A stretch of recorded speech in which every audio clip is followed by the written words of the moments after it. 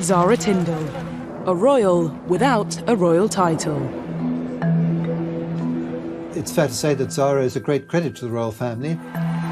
She's added a certain amount of celebrity and a great deal of glamour.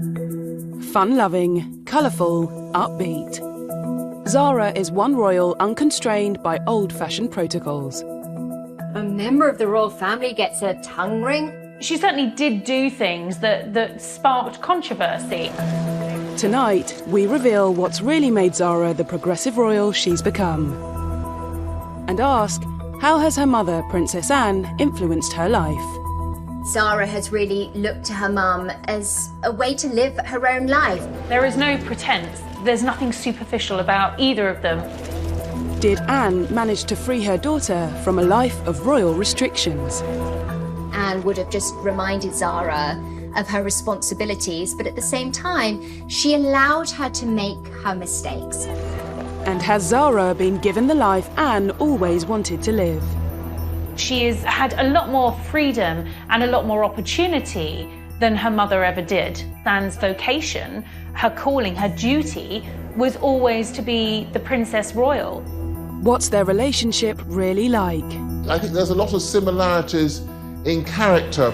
And how has it endured? They give you lots of advice. Yeah, and criticism.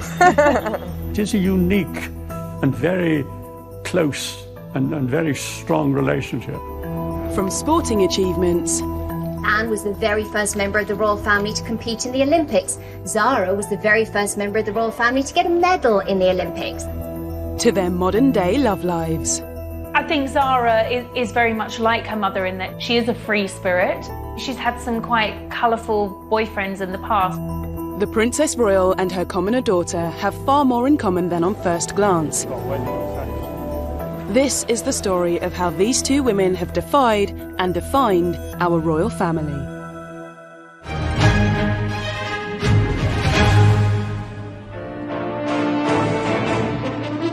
The 15th of May, 1981.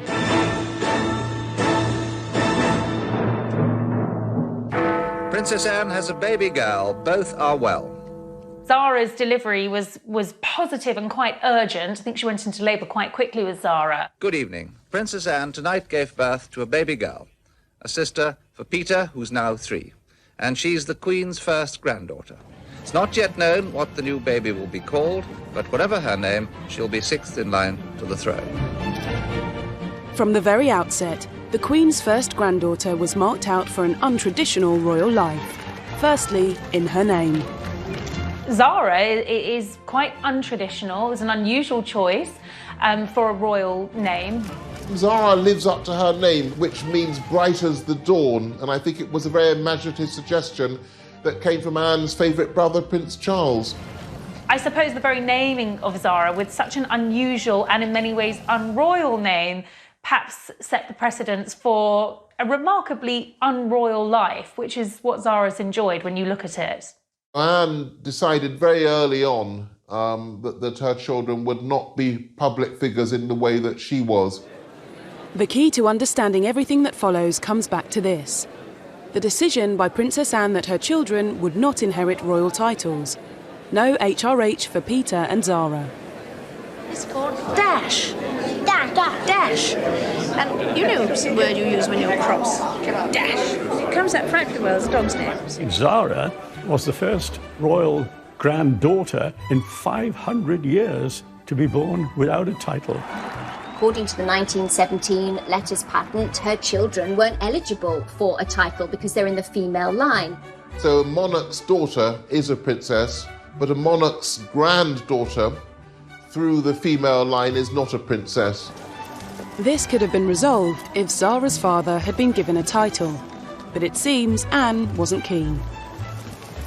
When she was marrying Captain Mark Phillips, it was thought highly likely that the Queen would offer him an earldom. Looking ahead, have you been offered a peerage? No. Would you accept one if you were offered one? That's a hypothetical question. I don't talk about it. So. It was Anne and at the time her husband, Captain Mark Phillips' decision not to take those titles. This was no small decision. Unlike her cousins, Beatrice and Eugenie, Zara would not be a princess. No curtsying, no honours, but crucially, much more freedom. The decisions meant that the children were going to be relieved of any kind of royal responsibility. Much more of Anne's life as a child was public than Zara's life as a child. Anne was very conscious that she wanted her kids to have a slightly more sheltered upbringing than she'd had. And if you speak to either Zara or Peter, they will also tell you that not having the burden of titles has enabled them to live ordinary lives. And although her background was privileged, living a lovely estate in the country, it's not as super privileged as living in palaces. Anne's next big decision gave Zara a life and freedom the Princess Royal could only have dreamt of for herself. While Anne's early schooling took place privately at Buckingham Palace, she was determined to ensure that Zara's early education was much more down to earth. It was a decision jointly made by Anne and Mark that they would send their children, first of all, to the local village primary school at Minchinhampton. Anne's choice of secondary school for Zara was also a surprise. Zara would be sent to Gordonston, a tough, demanding boarding school in Scotland, famed for its cross-country runs and cold showers, not a school associated with young princesses. The Gordonston choice is quite an interesting one, but I think that's probably because Princess Anne detected in both her children that they were very outgoing and sort of outward-bound sporting characters. A far cry from Anne's own experience. At 13, she was sent to Benenden, a genteel and very posh boarding school for girls. These two decisions, no title and Gordonston, set Zara on her path, sporty, resilient and happy. Had Anne paved the way for her daughter to fulfil her first dream? Zara's potential as a world-class sportswoman was developed. They really allowed her to flourish.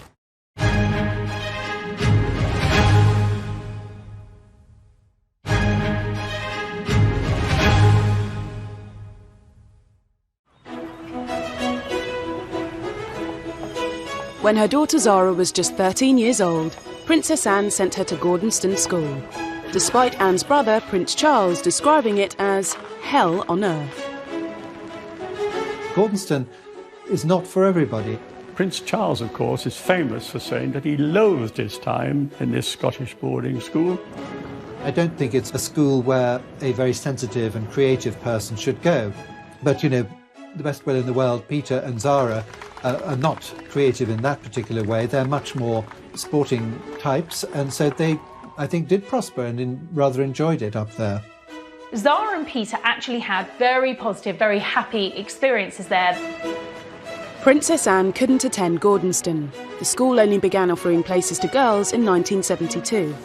But Anne was adamant that Zara would go to the school she may have longed to join, knowing it played to all Zara's strengths.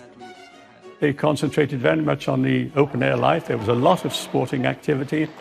Zara's potential as a world-class sportswoman was not only recognised but developed. They really allowed her to flourish. She loved boarding, she did well at her A-levels. Post-school, Princess Anne was thrust into life as a working royal, but she had other ideas for her own children. She could see Zara's potential, and she wanted to push her to reach her goals that she couldn't because of royal protocol. Zara has certainly had more latitude than her mother. She's able to be just that little bit more relaxed. She's always had to make her own way in life, and probably had a much easier time than those that are closer to the throne and are given titles and do have to operate as members of the royal family. Anne's early decision not to secure a royal title for her daughter meant Zara had choices that she never had. Like mother, like daughter, Zara was showing signs of excelling on the junior equestrian circuit. Not having that HRH title, not being a full-time working member of the firm, means that she's had a lot more freedom and a lot more opportunity than her mother ever did. Among all the qualities that Zara and Anne have in common, uppermost is their enduring love of horses. It's impossible to overestimate the importance that horses have been in the princess's life. The British royal family have to be the horseiest family in the country. It's almost like they're pre-programmed to come out loving horses as part of their genetic makeup. Zara, as with every child born into the royal family, would probably have sat on a horse for the first time before she can remember now. In that family, you learn to walk and then you learn to ride. You start on a Shetland pony and then you move on to a slightly bigger pony that's probably quite badly behaved and stomps on your toes occasionally. Pony Club puts a huge emphasis on horsemanship.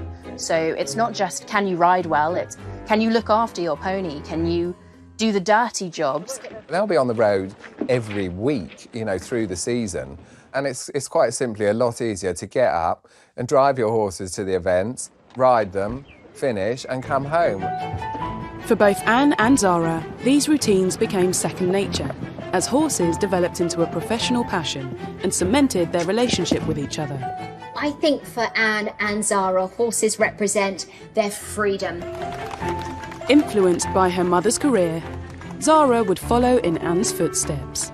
Eventing comprises of 3 disciplines: the dressage, the cross-country and the show jumping. It's easy to forget because equestrianism doesn't seem so big now. You don't see it on the telly all that much. But Anne was one of the leading and most famous sportswomen of her era. Even if she hadn't been a member of the royal family, it would have been an incredibly impressive trajectory.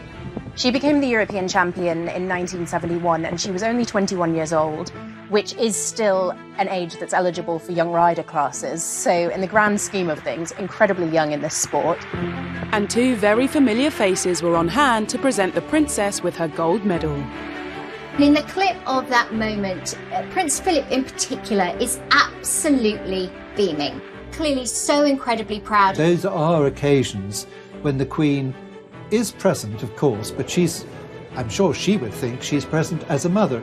And it was a very special moment that the Queen was able to give the prize to her daughter. And it wasn't a special favour prize, her daughter had earned that prize. But Princess Anne's European triumph was followed by a frustrating run of bad luck. Her horse suffered a tendon injury, ruling her out of the Munich Olympics, and there was more frustration the following year. In 1973, when she was the defending European champion, she fell off at the second fence at the Kiev European Championships. Then you have the press, of course, speculating, well, was she just a flash in the pan when she became European champion? That pressure was brought to bear at the next European Championships in 1975. After doing a very good dressage test, the media speculated that Captain Mark Phillips had doped her horse before the test because they'd seen him give the horse a sugar lump. When the horse was drug tested, it was all clear, but she'd had to go through the whole competition knowing that everyone was watching her and thinking, are you cheating? Lucinda received her gold medal. She finished in second place at the European Championships and took home the silver medal. She looks at that as being more of a significant accomplishment because at that point she'd had just about everything that can go wrong, and she'd learned to deal with it. In 1976, Anne became the first member of the royal family to represent Britain in Olympic Games. Riding Goodwill in the Montreal Olympics of 1976, and she said, "It's a unique example in equestrian history where the Queen had bred not only the horse but also the rider." With a European champion mother and an Olympic champion father, it was no surprise when Zara began to forge a fine equestrian career of her own. Zara, unlike her mother, had no conflicting royal responsibilities, so she was able to throw herself completely into her riding career, and Anne was on hand to support her daughter, underlining their unique relationship.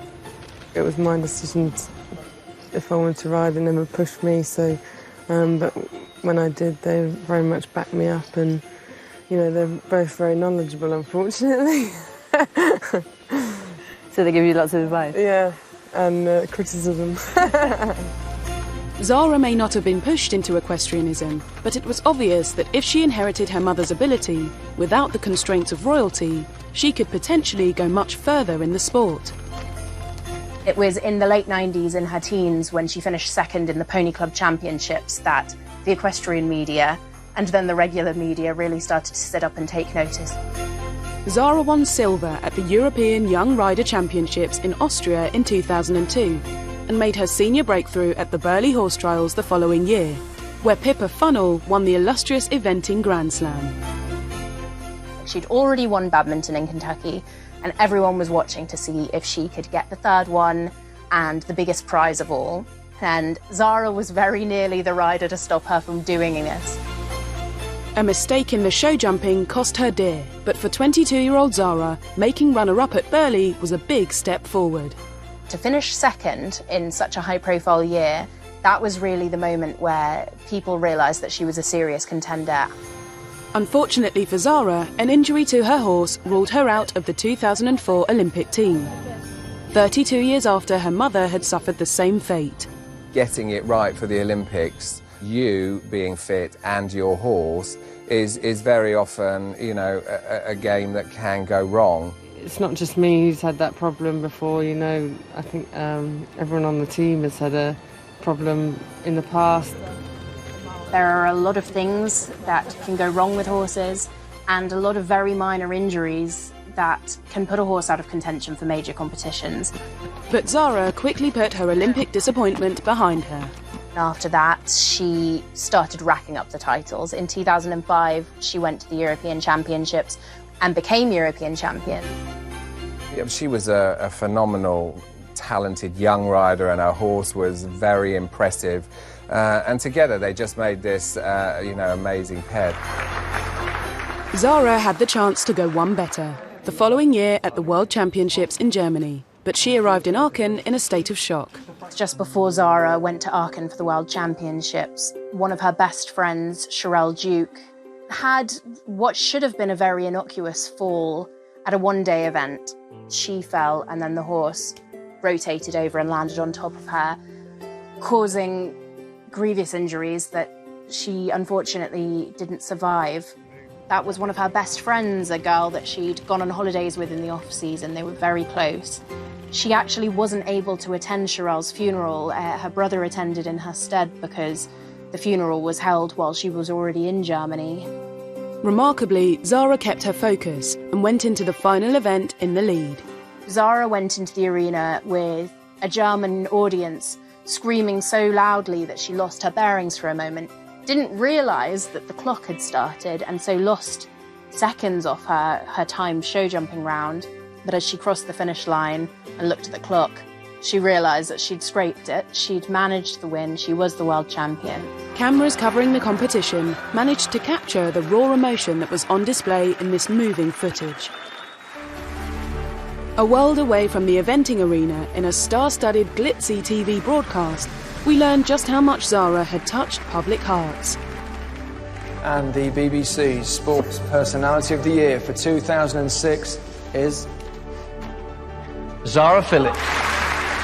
To rapturous applause from the studio audience, Zara followed in her mother's footsteps to become the second royal family member to win BBC Sports Personality of the Year. People just voted, you know, again and again and again, and in their droves, because, you know, it was really important that she won, because it caused global interest in equestrianism. And a lot of the phone-in votes seem to be coming from Buckingham Palace. BBC Sports Personality of the Year on the telephone. They've all been voting on your phone. 35 years earlier, the award ceremony looked like a smaller, more intimate affair, but the achievements of both women were plain to see. Yeah, I think it probably made them realise that I wasn't just kind of playing around at it, and it was serious and it is hard work, and, you know, hopefully they have seen that. But Olympic success continued to elude Zara after her horse Toy Town was again injured before the 2008 Games in Beijing. Her Olympic debut would have to wait until London 2012, the Games which Princess Anne had been so instrumental in securing for the capital. The London Olympics, which obviously was an enormous occasion for her to be a part of. It's all getting much closer and everyone's getting more excited. And Zara wasn't there just for the ride. In Jubilee year, the Queen's granddaughter, Zara Phillips, and her teammates were handed their silver medals by her mother, Princess Anne. Made it feel very, everything's worth it, and, you know, we did a good job, and we got an Olympic medal. You know, not many people could say that. Obviously it's amazing. It was amazing to get a medal anyway, so to get it from your mum was pretty cool. Anne and Zara's relationship during this time just grew stronger, and Anne's early decision to allow Zara more freedom outside the royal family had paid off. Zara had achieved something Anne never managed. Well, they all rode brilliantly. They won the Olympic silver team medal. Things went well for us as well, winning the team gold. Zara and I had a great time afterwards, and I was obviously happy for her. We took a boat up the Thames with lots of the team members and friends and family, and we just had a fantastic night, going up the Thames, sat on a boat, drinking, laughing, and just remembering, how great the last couple of weeks had been. Zara's career has already long outlasted Anne's, and despite approaching 40, with no competing royal responsibilities to cut it short, it could go on and on. Turning 40 is very young in the equestrian industry. There are many riders who don't even begin to be known on the international circuit until they're the age that Zara is now. Her father, of course, was awarded the silver Olympic medal on his 40th birthday by Princess Anne. Some riders are winning medals much later on in their careers, like in their 40s, and as we've seen with Nick Skelton at Rio, even like coming towards 60. With Zara expecting her third child this year, the postponed Olympics due to take place this summer are off the radar, but future success is still very much on the cards. Just because Zara's now in her 40th year certainly doesn't mean that perhaps she'll be slowing down even for the next 10 years. Her top horse at the moment is Class Affair, who has just turned 12 years old. So 12 years old is very much a little bit like 40 for riders, the time at which we start to see them step into their peak. It's still quite young. The 2024 Olympics, which will be in Paris, would be probably on Zara's agenda and wouldn't be out of the question. I'm sure her time will come again. She's just way too talented and too young, really, to think that she won't be back at the top. Next, from horses to husbands. While Anne and Zara bonded over life on the equestrian circuit, they had very different approaches to their love lives. One was duty-bound to have one of the biggest weddings of the 70s. And probably thought the whole wedding was a necessary evil. The other was free to marry in a way that suited her. I think that was a prime example of the freedom that comes with being a non-titled member of the royal family.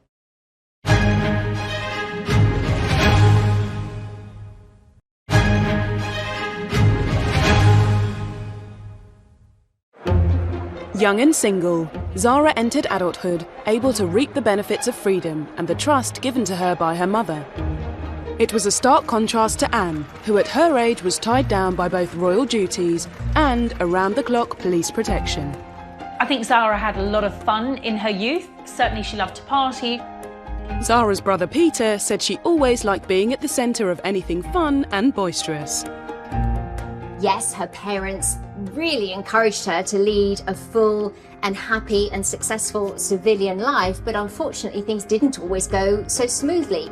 I think Zara is very much like her mother in that she is a free spirit, and she's had some quite colourful boyfriends in the past. I suppose her biggest romance was with a fellow jockey, Richard Johnson, and this was quite a tempestuous, quite a fiery relationship. Just like her mother, Zara liked her men to love horses. In 1998, she fell for a 21-year-old National Hunt star. Not long later, Zara moved in with Richard Johnson, something that would have been unthinkable for her princess mother to have done with a boyfriend. Zara had a reputation for being a bit of a royal rebel, doing things differently, not really caring what anyone thought about what she did. Zara was one of the first younger members of the royal family to be able to live with a significant other without being married. Despite the freedom that Zara enjoyed, she couldn't completely escape the press speculation about the state of her relationship. You'd often see pictures of them out together, kissing, pictures that I suppose further fueled that reputation for Zara as being a bit of a wild royal. Because they were both sort of celebrities in their own right in terms of the sporting world, they attracted an awful lot of attention. He went to a public school, came from a family with a great deal of land, but, a very volatile character. And they also attracted attention because they tended to have very public spats, which is something as a member of the royal family you would avoid at all costs. And in January 2001, a row spilled over into the street. Royal rebel Zara Phillips is in trouble again after brawling with her boyfriend in public. Police were called to break up the fight between the Queen's granddaughter and her boyfriend, seen here on the right, jockey Richard Johnson. Neighbours heard a huge ruckus, and it turned out that Richard and Zara were having a huge blow. Richard was said to have pulled Zara from the car and knocked her to the floor. It was later said to be an overreaction. That's, of course, how things are always described, and Zara and Richard stayed together. But, of course, that meant that Zara was tabloid fodder for quite some time. One of the big problems the royal families had, which got much worse in recent years, is the way that the press treat them, because certainly if you go back to the beginning of the reign, everybody was very much more deferential and much more cautious. But that's all changed, of course. Anne may have tried to protect Zara from the scrutiny of being a full-time royal, but she could never protect her totally from scandal. Now, I'm sure she was read the Riot Act by her mother following that, because it ended up on the front pages of the newspapers. In turn, that reflects on the institution of monarchy. So Zara most definitely would have been reminded of who she is and who she represents by extension of being the Queen's granddaughter. But I think it really sort of shows Zara's tenacious side. But that Christmas, she and Richard were back in the spotlight again. This time for a controversial cuddle worth £125,000. Princess Anne's daughter, Zara Phillips, has been accused of being the latest royal to cash in on her status. Zara had a reputation in the press for being a bit of a rule breaker, and she certainly did do things that sparked controversy. One of those things was agreeing to do a deal with Hello magazine with Richard. This was the couple inviting the cameras into their Cotswold home. A cosy 13-page posed photo spread showed them lying together in each other's arms in front of the fire. And although the focus was supposed to be on the couple, all eyes were on Princess Anne's daughter. Public criticism, tabloid headlines, these were exactly the kind of things Anne had tried to protect her daughter from. Had her attempt to give Zara a more normal life backfired? It all felt very celebrity and not particularly royal. Anne would have just reminded Zara of her responsibilities, but at the same time, she allowed her to make her mistakes. It might just prickle Princess Anne that here were her children then invading their own privacy by inviting the cameras into their home. Anne must have known from bitter experience that with freedom came responsibility. But perhaps she also recognised in Zara something of her younger self.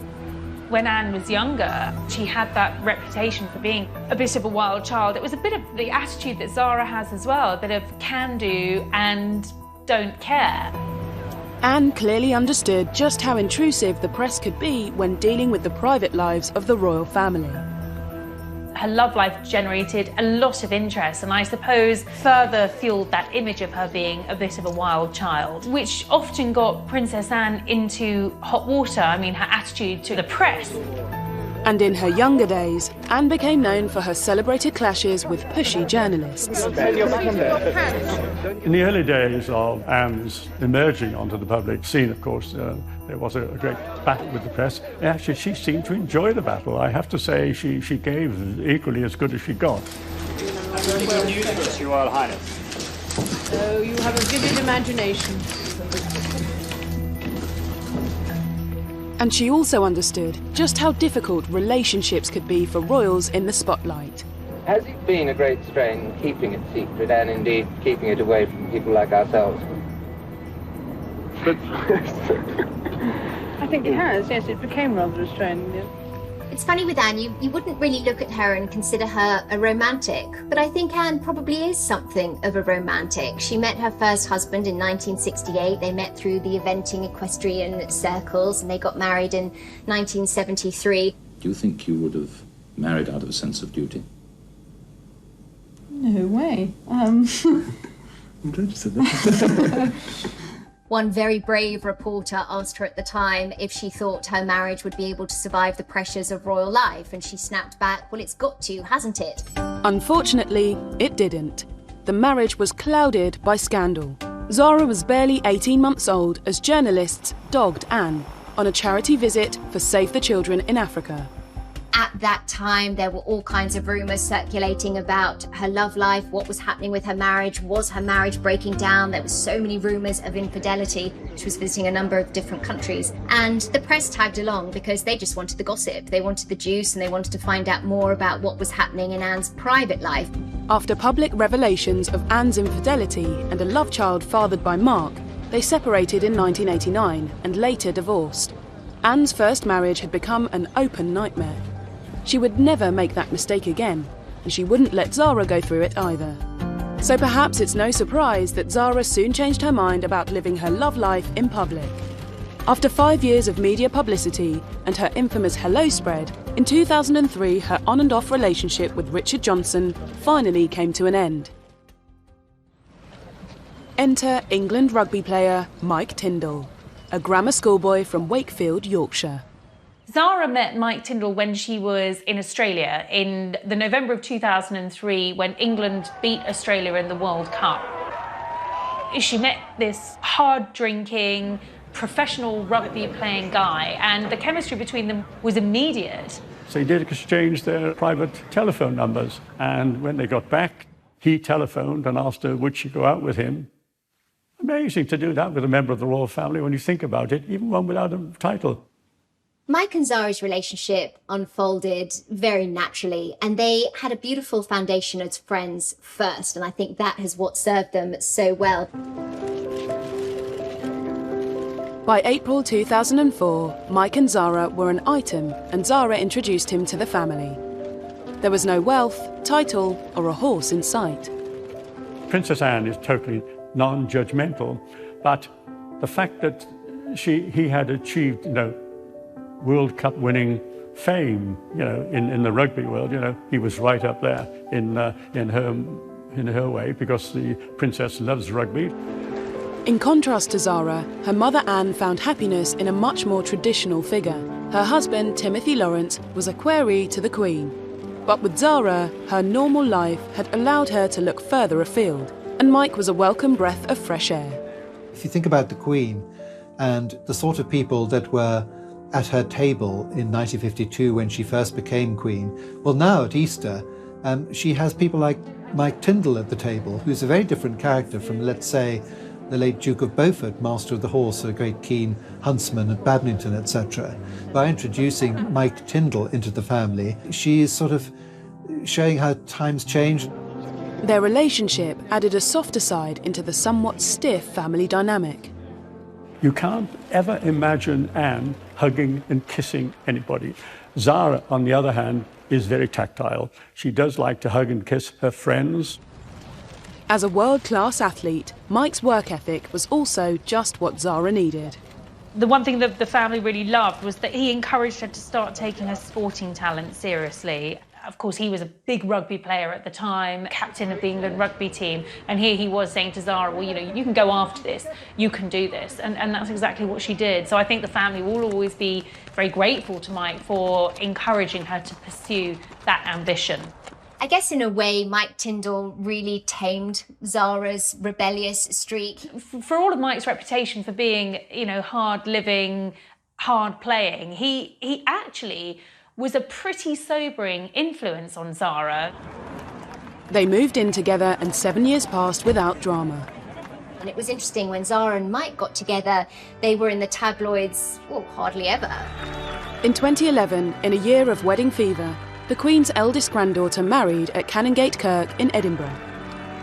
And in spite of the high-profile guest list, it flew remarkably low under the radar. How did Zara, the former rebel royal, manage to avoid a media circus for her royal wedding? I think 2011 was particularly interesting in terms of comparing what it means to be in different positions within the royal family. On April 29th, we had that epic, full-scale royal wedding of William and Kate. Just a couple of months later, we get to July, and there are Zara and Mike Tindall going through their nuptials in a much smaller, much more low-key fashion. The doors of the 17th century church were firmly closed to any cameras. It looked very relaxed. People remember they've seen Mike Tyndall chewing gum. He was criticised for chewing gum in public. Well, I mean, he was just getting rid of his own bridegroom nerves, I imagine. Of course, we had the wedding of William and Kate at the same time, and all the focus was on them, as indeed it had to be. And Zara didn't mind that a bit. I think that was a sort of prime example of the freedom that comes with being a non-titled member of the royal family. They invited 400 wedding guests, modest compared to the party of Prince William, which numbered nearly 2,000. Zara's wedding would have been something that she herself, obviously with Mike Tyndall, they chose it, and didn't have to fit into any particular royal category, unlike Princess Anne, who obviously had one of the really full royal weddings to Mark Phillips, with carriage processions and Westminster Abbey and everything. She didn't need the guest list of state dignitaries and other members of other royal families. She was able to have her and Mike's friends. It felt very much like a family wedding, but one with plenty of nods to tradition. They were able to keep things really, really personal. But back in 1973, a 23-year-old Princess Anne was forced to have a very different big day. That was anything but personal. It was, of course, a state occasion, and everyone, the whole world and his wife were watching. 500 million were watching on TV. As the only daughter of the Queen, and her first child to marry as a princess, Anne had no choice but to give the public what they wanted. I suspect that Princess Anne probably thought the whole wedding was, as it were, a necessary evil. Would she have preferred a much smaller wedding? Yes, I think so. It's quite something to have to share that with the rest of the world. So when Anne married for a second time to Timothy Lawrence in December 1992, it was attended by only 30 people. The wedding was held at Crathy Church, which is near the Balmoral estate. It's where the royal family chooses to worship when they're in residence at Balmoral. And, just like her daughter Zara's wedding, no cameras were allowed inside the church. It was very quiet, but it was very peaceful. But the locals in Ballater, the local village just outside Balmoral Castle, all know the royal family. And it was a very, very, very pleasant wedding ceremony. Anne is not remotely interested in a fuss. I think Anne's second wedding was much more in keeping with her personality. Second time round, Anne got the wedding she wanted, perhaps paving the way for Zara to have hers.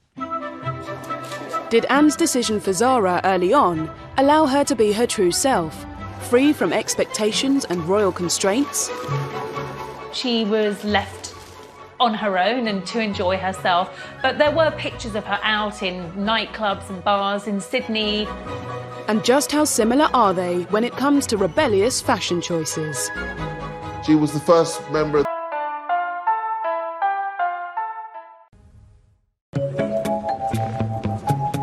Princess Anne was born into her royal role, but it was never something she wanted for her daughter. By handing Zara the freedom to be herself, she created a unique bond between mother and daughter, born out of trust and a determination not to be defined by title, even if that did raise some eyebrows. She did have a bit of a reputation of being a wild royal. Princess Anne's daughter, Zara, has joined Keith and the Prodigy and Spice Girl Mel B by getting her tongue pierced. It made front page in nearly every newspaper in Britain. Just behind the Queen Mother, Princess Anne's daughter, Zara, who's reported to have a stud in her tongue nowadays. And everyone was like, a member of the royal family gets a tongue ring? Today, I mean, it wouldn't be a byline. It wouldn't be a forethought or anything like that. Nothing whatsoever. It's extraordinary, really, but it was a very daring thing for her to do. She said to one of the newspapers, oh, my parents would have been far more upset if I'd got a tattoo. She made the decision to take a gap year. So she spent several months in New Zealand and Australia. For the most part, she was left on her own and to enjoy herself. But there were pictures of her out in nightclubs and bars in Sydney. Apparently she was bungee jumping in New Zealand. So I think she was doing what most kids do when they leave school, going off and having a bit of a wild time. Anne, too, was considered rebellious in her younger days, but her actions now seem tame.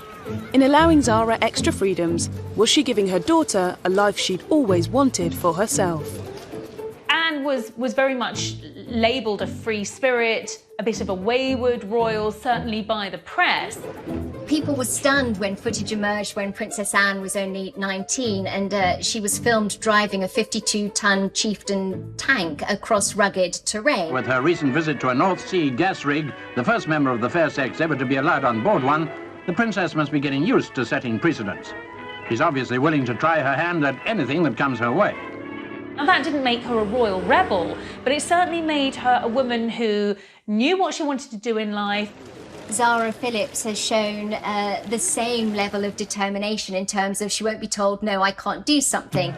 Some of Anne's early antics may have been daring, but she paved the way for her daughter to blaze a far more daring trail, especially for a royal.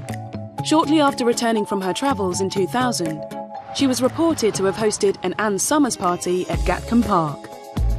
Perhaps not wanting to conform the way people might expect her to as a member of the royal family, but nonetheless having plenty of fun. She was pushing the boundaries for a young member of the royal family in those days. Not that Anne didn't push boundaries in some ways herself. Her dress sense as a younger woman was viewed as bold.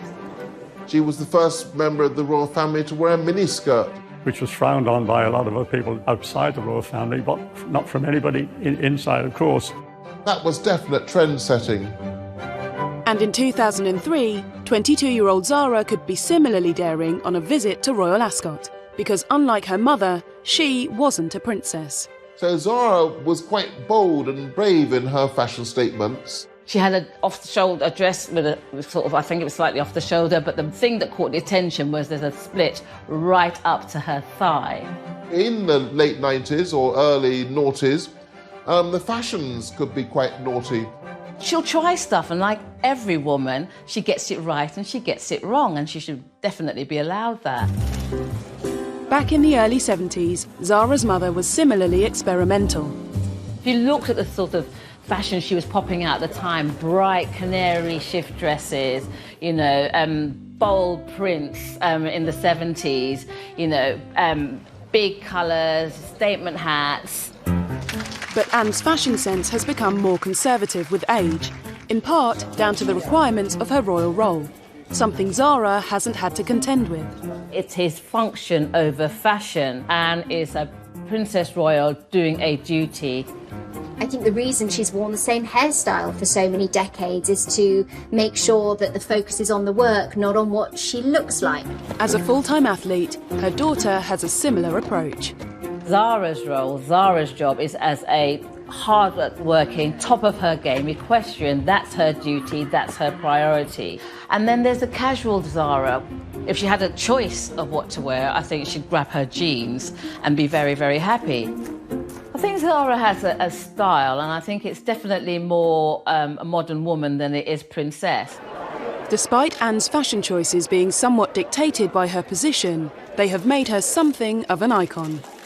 Anne is called thrifty in her fashion sense because Anne is a practical woman. Anne sees no sense in buying something and wearing it just once. I think they call it in the royal family good old Hanoverian housekeeping.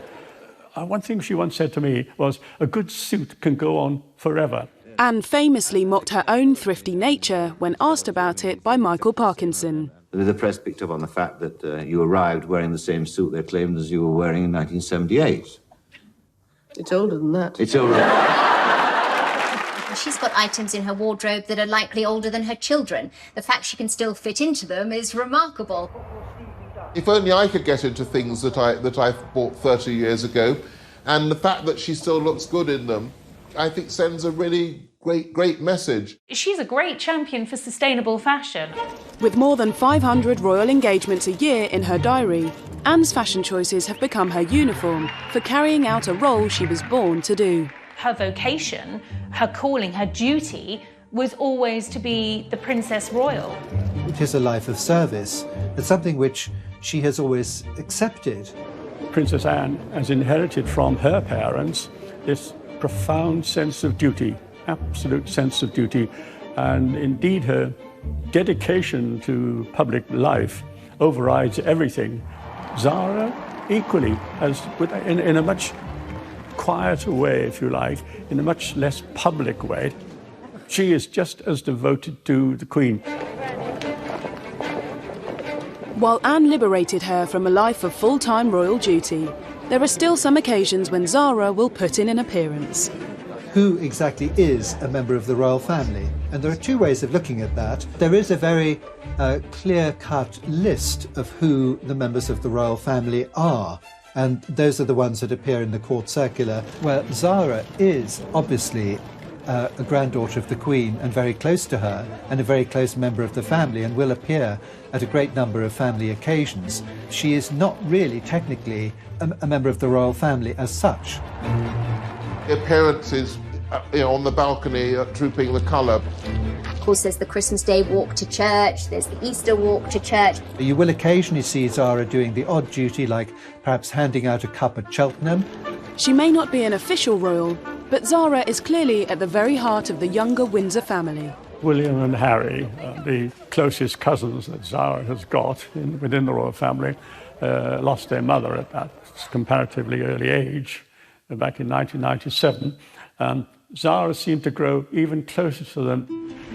Not long after Diana died, the Prince of Wales decided they should all go on a skiing holiday. In January 1998, the world's press descended on Klosters, Germany, for a photo call. Zara would try to trip them both up, and she'd throw snowballs, and they'd have a wrestle in the snow. She was there to take the focus off them, take the pressure off. They used to hate those photo calls, but with Zara, everything is more fun because she's so gregarious. She's great to have around because of her positive energy and her zest for life. She was a huge help, an enormous help to those two. And William in particular, I think, has always had a huge, huge affection for Zara. William is quite serious by nature. He's actually quite shy. Zara is sort of the comedy cousin that you can turn to, where she takes the pressure off of everything. And so that friendship is so authentic. There are dozens of photos of William and Zara together over the years, laughing, joking. There's one time where Prince William was holding an umbrella over Zara. He was protecting her from the rain. I think he feels very protective towards her, and she feels equally protective of him. And Zara has continued to support the family, especially William, from the sidelines. For William in particular, trust is everything. So when you've got a cousin who understands what it is to be a member of the royal family, but they don't have the same pressures associated to it, they can be a tower of strength and support. In October 2013, William made Zara godparent to George, his first son and future king. It's Zara's total loyalty and dedication to her family that has made her such an asset to the cousins that have had to endure the negative side of royal life. She may not have a title because of her mother's early decision, but Zara has an integral role with those closest to the future of the crown. But what about her own children? Has Zara's freedom from royal expectations allowed her to discuss things that others might not? The loss of their baby was certainly one of the most personal things that Zara has ever spoken about. It's unusual for a royal to open up the way that she did.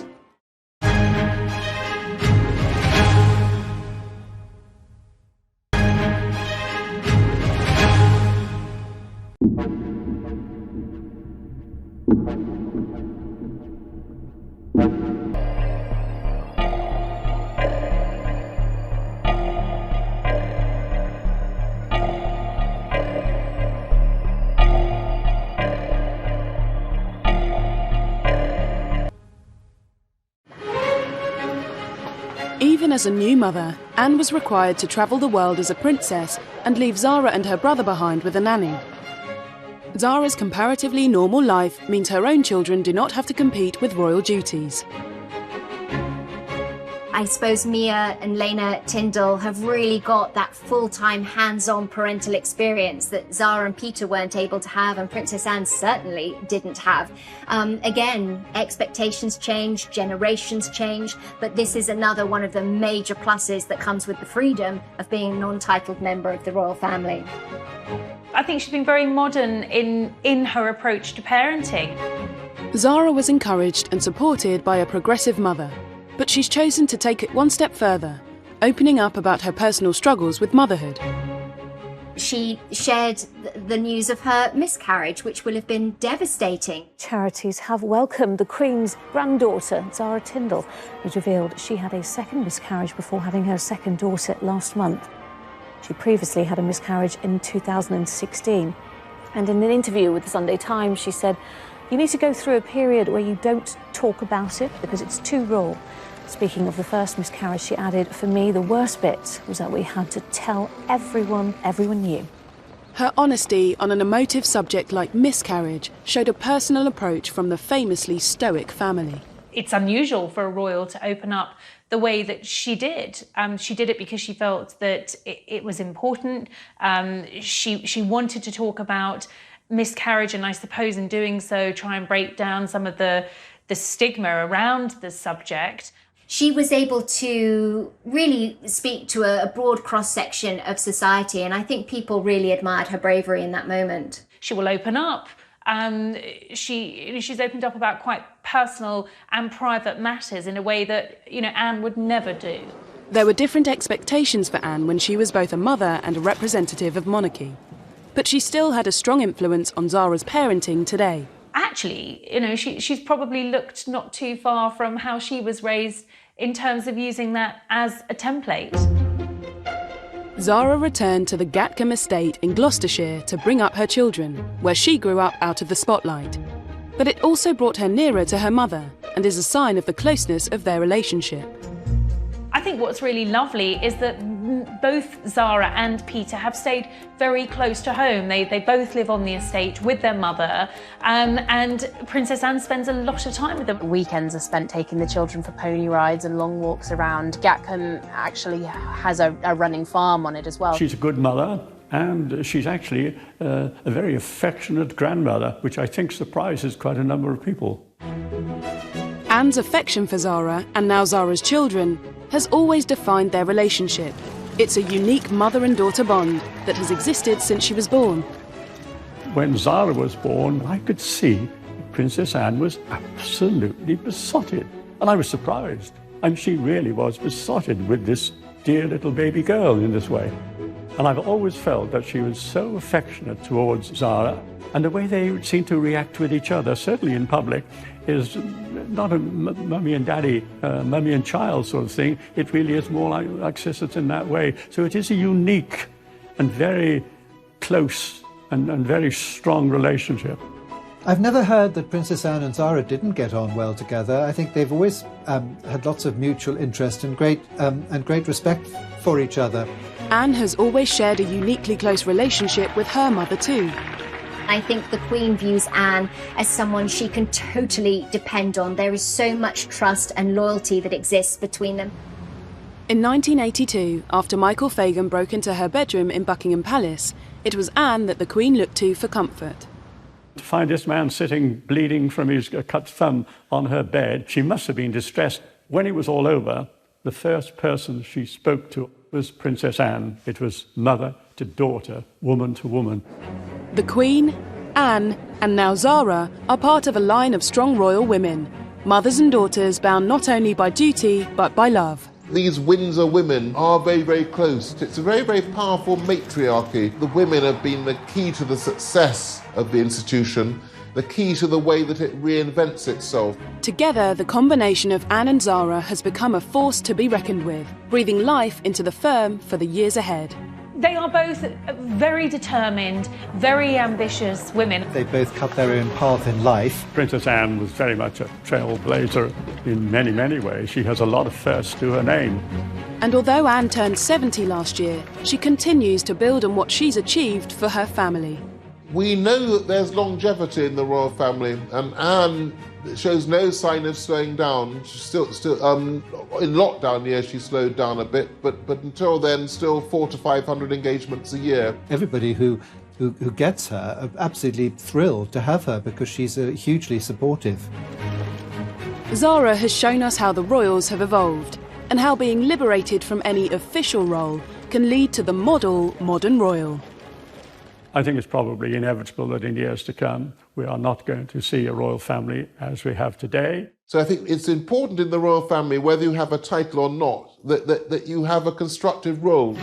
Princess Anne and her influence led Zara to live a much freer life, and perhaps a life that Anne would have preferred for herself. Zara is an absolutely perfect example of a non-working member of the royal family who gives back to the community, who is present for her family, and yet she's also proven herself on her own merits. She's worked really hard. She hasn't expected any kind of handouts. She's added a certain amount of celebrity, of course, and a great deal of glamour. But having lived a life without a title, she's also struck a balance between relatability and royalty. Being a member of the royal family, having a private life, but also using her position for good. And it's not easy to achieve. Anne broke the mould to give her daughter freedom to push the boundaries in every aspect of her life. One thing that's always struck me about the similarity between mother and daughter, Anne and Zara, is their independence of spirit. And together, mother and daughter have shown you can merge duty, lineage and ambition to do what you want. I only wish if there could be a blueprint for future generations on how to find that balance and how to live a non-royal life in a royal world. Zara Tindall's it. We should expect to see more royals like Zara in years to come.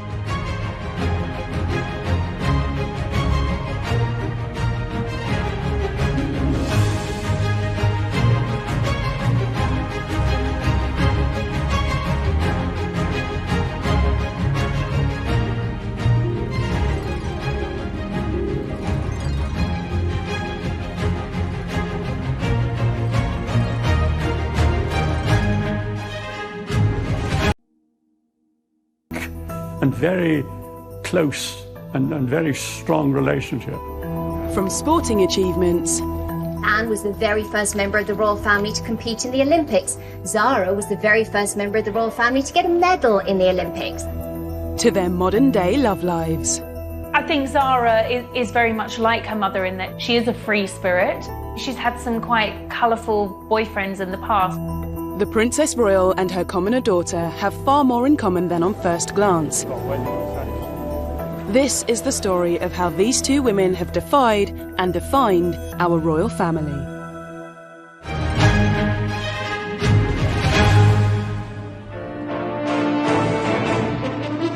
The 15th of May, 1981.